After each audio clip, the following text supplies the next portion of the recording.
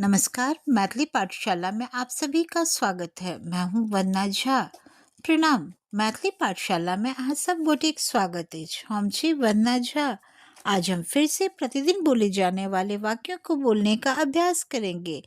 आइ हम सब फिर से सब दिन बाजे वाला वाक्य सबके बजबाक अभ्यास करबे।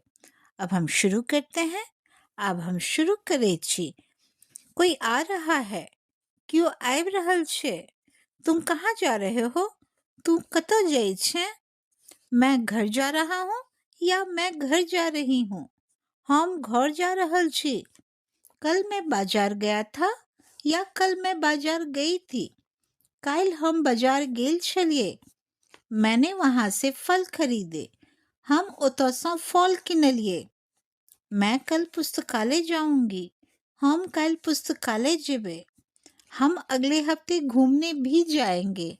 हम सब अगला सप्ताह घूमो से हो जेबे। मेरा भाई स्कूल जाता है। हमर भाई स्कूल जाइत अछि या हमर भाई विद्यालय जाइत अछि। पापा ऑफिस में काम कर रहे हैं। पापा ऑफिस में काज कर रहल छथिन या बाबूजी ऑफिस में काज कर रहल छथिन। आप पानी लेकर आइए। अहाँ पानी लेकर आओ।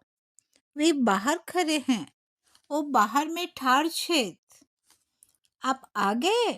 अहाँ आबि गेलिए। हम जल्दी घर आ गए।